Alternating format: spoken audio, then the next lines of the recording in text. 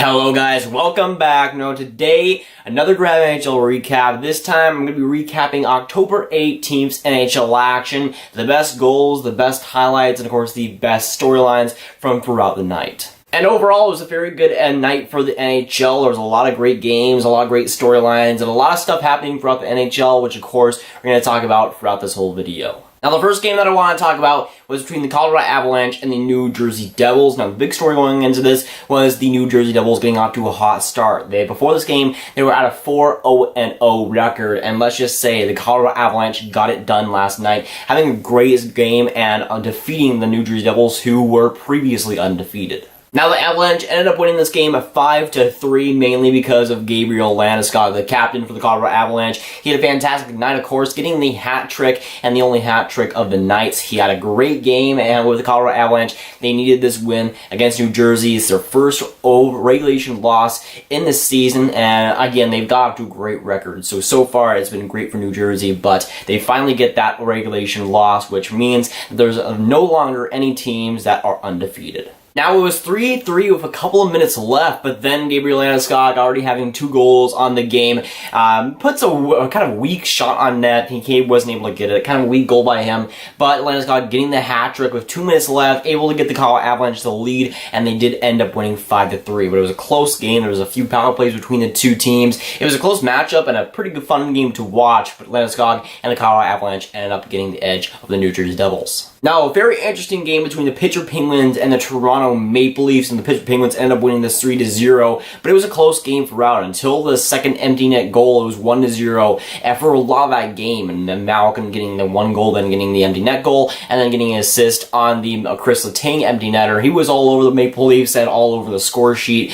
for the Toronto Maple Leafs, getting shut out at home. It's not the greatest look. Now, for Pittsburgh, I thought Matt Murray was straight amazing. 38 shots on goal, but 30 saves for Matt Murray. He was fantastic. He made quite a few good saves, and while he did get some luck with the post a couple of times, he was able to make some fantastic saves on a certain select Leafs players. And for the Leafs, I feel like they stole a lot of effort. Again, getting 38 shots. They were getting unlucky. They were getting some great goaltending from Matt Murray. Frederick Anderson was still good for the Leafs, but Matt Murray, again, having some concussions in the past couple of weeks, or having 1 concussion in the past couple of weeks. There's been some health concerns, and with him having the shutout, it really does spark a lot of confidence in the Pittsburgh Penguins and their goaltending going forward. And for the Toronto Maple Leafs, this game is fine. I mean, it's the Pittsburgh Penguins. They're still a decent team, and losing against them is not really the worst thing in the world. So for Toronto, it's not the biggest blow in their world. They're still 6-2 on the season. I think they're still the best team in the league according to points-wise. So really, I don't think there's much to worry about. They still had a good effort. A few key mistakes on the defensive end led to them losing the game, but still, I feel like Toronto Maple Leafs are still one of the best teams in the league, and even with this loss, they're still going to be up there. Now, the next game was a Metropolitan Division battle between the Columbus Blue Jackets and the Philadelphia Flyers. The Blue Jackets ended up winning this 6-3, but it was a pretty close game, and of course the Columbus Blue Jackets, I think wearing their 3rd jersey for the first time, it looked very good on the ice, and I do love those jerseys a lot. Now, first, I want to mention that Anthony Duclair goal. He came in, he was deking Robert Hagg, making him look like a beer league defenseman, digging him out, falls down, and just gets the shot off to beat Calvin McCarr, and a pretty highlight goal, I'd say, there for Anthony Duclair, and he had a great game. He's looked good so far with Columbus, and that goal was pretty. Now, another crazy play for the Philadelphia Flyers, and not in a good way. Now, it was 4-3 Columbus at this point with 5 minutes to go in the 3rd period. Christian Folin has the puck in his own zone. He's looking to go in the neutral zone, and he slips over, loses the puck, and then Josh Anderson just says, yeah, I'll take that. Comes in and goes in the backhand and scores. Christian Folin looking like a terrible play on that, and then just slips out of nowhere. And yeah, that doesn't really look like a NHL play, does it? And then the Columbus Blue Jackets end up winning it 6-3. Another disappointing effort from the Philadelphia Flyers. Even though they outshot Columbus, they're just not able to get it done. The goaltending, again, kind of fails them a little bit, especially that defense. As I said before, Christian Folin looking like an AHLer at best. Now, let's just say for Philadelphia, having a 3-3-0 record going into this wasn't really what they needed, and having this loss definitely doesn't help things. Now, the next game between the Lightning and the Detroit Red Wings went about as expected, as I think everybody expected it to be. The Lightning ended up winning 3-1, and the Detroit Red Wings end up having, I think it is now 7 straight games that they haven't won a game, which is just absurd. Now, I predicted the Detroit Red Wings to be the worst team in the league going into the season, but I didn't expect them to be this bad. Now, this was a pretty close game, actually, for a lot of it. Detroit actually didn't have the worst effort in the world. Jimmy Howard did look pretty good, but again, that defense for Detroit fails them in the end. Again, I think they played a pretty decent game versus Tampa, and I probably think they played as good as they could have. But again, falling short of the Tampa Bay Lightning, I think all of us expected that. And so far for Detroit, they now have a 0-5-2 record, which the start of the season is gonna get up there with one of the worst. Again, they don't want to be like Arizona, like last year, starting off with 10 straight losses. And I don't think Detroit wants that. The next game between the Vancouver Canucks and the Winnipeg Jets was pretty close for the whole game. It was 1-1, and the Winnipeg Jets got the lead, and it was a close game, and Vancouver Canucks had an opportunity to get back in it for quite a while, and honestly, I didn't hate their effort. They got pretty close in the shots. It wasn't that much different, and while Winnipeg scored 2 times on the power play, Vancouver was not able to match that, which ultimately came to their demise. Now, the lone Vancouver goal was for Bo Horvat, an absolute beautiful goal, and deking around, I think it was Trouba, and for that, it was pretty much dry afterwards. But for Vancouver, I did really like what I saw from Nielsen. He looked pretty good at the goaltending position for them, and he saved quite a few goals. So for Vancouver, they were lucky for this to be as close as it was. And for Winnipeg, it was close for a while. They did get the win, but they allowed the Vancouver Canucks to be very competitive for them, which you would want to see that corrected next time.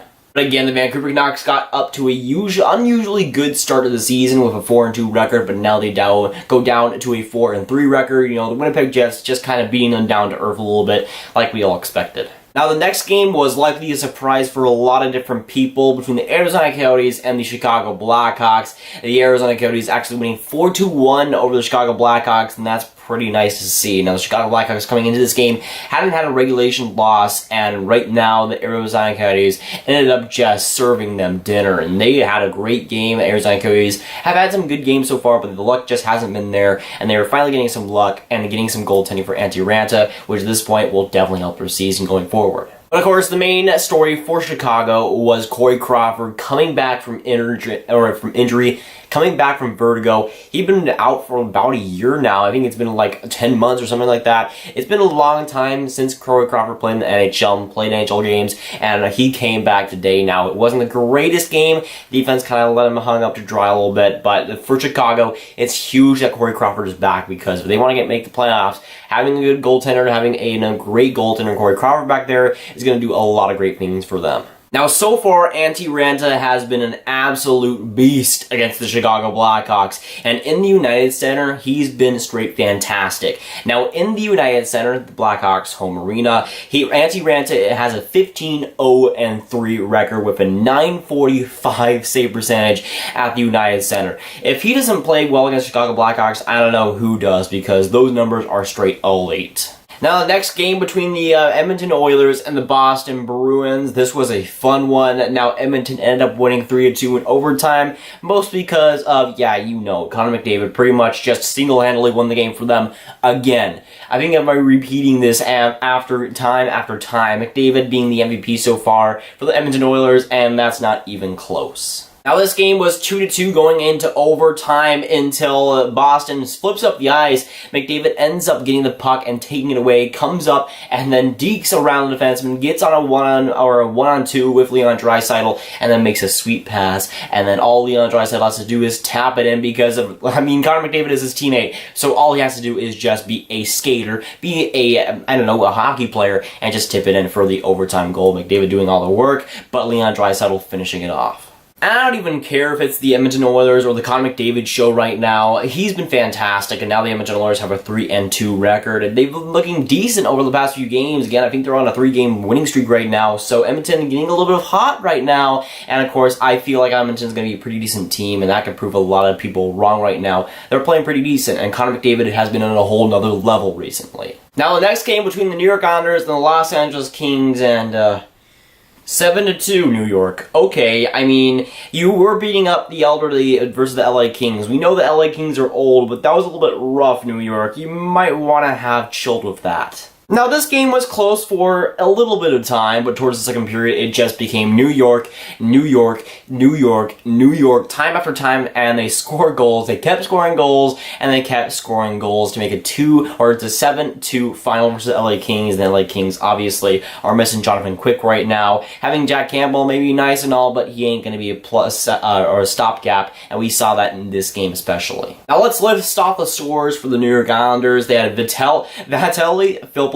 with 2 goals, 1 assist, Andrew Lau with a goal and 2 assists, Scott Mayfield with 3 assists, okay, Matthew Barzal with 3 assists, Casey Zizekas with 2 points, Leo Komarov 2 points, Josh Bailey a point, so on and so forth. Basically, a lot of people chipped in, and a lot of people had great games in the New York Islanders, basically feasting on that LA defense and feasting on Jack Campbell. Okay, New York, we get it. You're a pretty good team, but you might want to have kept it PG for the LA Kings because they aren't getting out of this alive. What a terrible effort from the LA Kings, and what a fantastic game, at least offensively, from the New York Islanders. And they've just went to town at LA Kings, and the LA Kings obviously had no answer for them. The next game between the Buffalo Sabres and the San Jose Sharks was the San Jose Sharks just coming to town, the Buffalo Sabres, and sadly, but they ended up winning 5-1, a pretty defeating defeat for the Buffalo Sabres, but a great victory for the San Jose Sharks, who are now at a .500 record, and that win was definitely needed for them.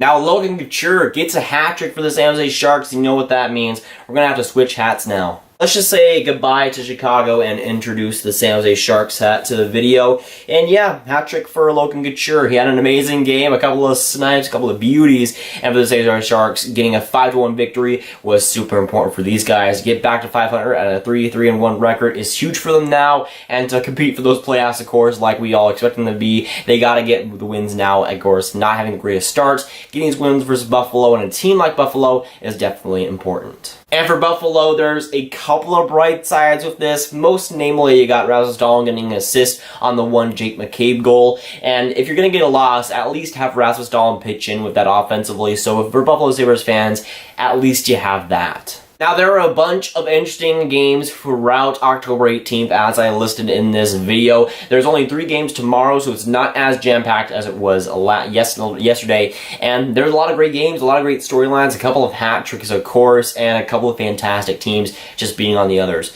And New York obviously had a pretty good night. But of course, I want to hear from you guys. What do you think about this video? What do you think about October 18th's NHL action? What do you think about the goals, the highlights, and of course the storylines from last night? So that is going for it, guys. If you guys did enjoy, make sure you like and subscribe. Again, tell me down below your thoughts on October 18th's NHL action and which games were you watching last night. And I'll see you guys later. Goodbye.